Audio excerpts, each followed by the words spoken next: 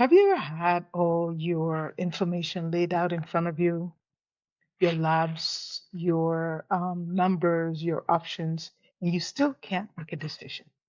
Well, that is what I want to talk to you about today. My name is Dr. Yemi Famuyiwa. I'm the host of Fertile Talk podcast, and welcome to the show. One of the biggest misconceptions in fertility is this: patients think that because they do not have enough information, they can't go forward. That's not sometimes the real problem. The real problem may be there's actually no perfect option. And because of that, because there's no perfect option, sometimes patients will delay. So let me reframe this properly.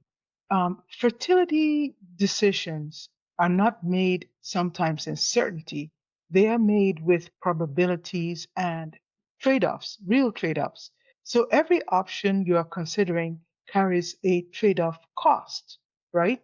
Um, so waiting has a cost, right? Treatments have real cost associated. IVF has a cost. Even doing just one more test or one more thing has a cost, right? So the real question here is what is not what is the right choice, right? The real question is which trade-off am I willing to accept? Okay. So now let me give you a framework that sometimes I use, right? Um, so fertility decisions come down to five variables, right? So number one, you would have time, your age, your ovarian reserve.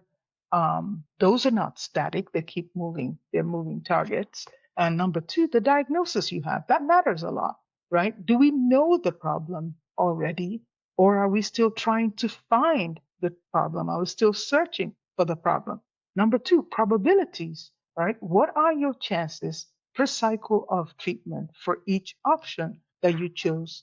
Access and resources. And by that, I mean your finances. Do you have insurance coverage? Are you self pay? What are the logistics? Those things matter more than you know. Emotional capacity. You may not emotionally be prepared to go through your treatment, right? So, do we need to take care of that first? Sometimes patients are just not emotionally ready to proceed, and you have to wait till they're emotionally there. So let me show you what happens when these things are ignored. I had a patient who was fully approved for IVF several months ago, and for whatever reason, we couldn't get started.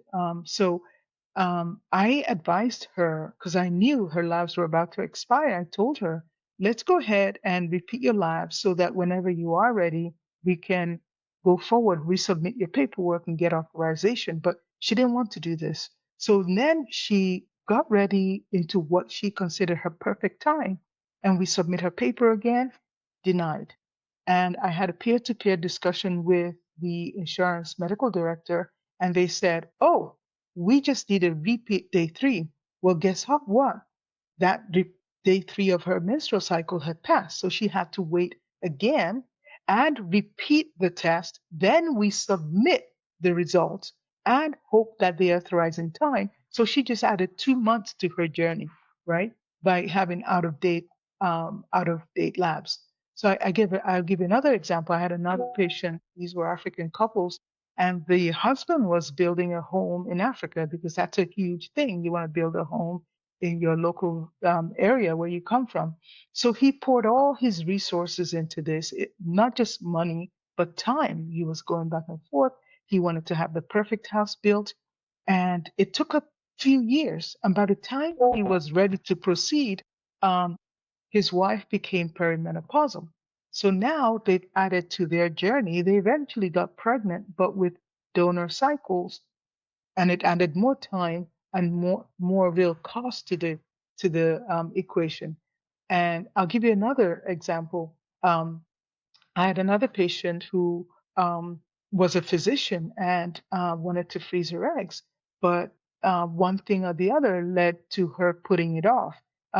She didn't meet the right clinic. She wasn't emotionally prepared. It wasn't even finances. But by the but by then, her ovarian reserve was starting to slide down, and so her cost was fewer eggs. Um, again, it's not a wrong choice, but there is a cost. So I tell patients there's no perfect answer, right? It doesn't mean that all options are equal because they are not. Some paths to treatment have higher probabilities, and some paths are more time sensitive. And delay sometimes can cost you a lot. So, so how do you actually make a decision? First, get a complete and thorough evaluation, not partial, not outdated, and not assume. Don't assume everything's okay. Second, map out your options, lay out each path realistically of options that are available to you. Then, number three, decide on the trade offs, not perfection, right? Because perfection doesn't really exist in fertility, only strategy does. Um, and I'll say this is especially true for many of my patients who have cultural expectations tied into this thing, right? Because in some African communities, aunties are involved, grandparents are involved, and everybody has an opinion. And sometimes I tell them, look, when you close your door at night, it's between you and your partner. So you have to do what's good for you, what gives you peace at night, what can you sleep at night with, not what your aunties or uncles want, what timeline works for you and your partner without the extra added stress of having society, culture, family involved. So I'll leave you with this, right? Every decision you make in fertility is about what sometimes trade offs or costs you are willing to accept, right? So you have to choose consciously, right? So I go into this in much detail in my upcoming book, The Quest for Fertility, which will be made available on the ebook Kindle edition close to the National Fertility Week, and the paperback will be coming out a few weeks after that. We were delayed in printing, not any fault of mine, but blame the printer and the publishers.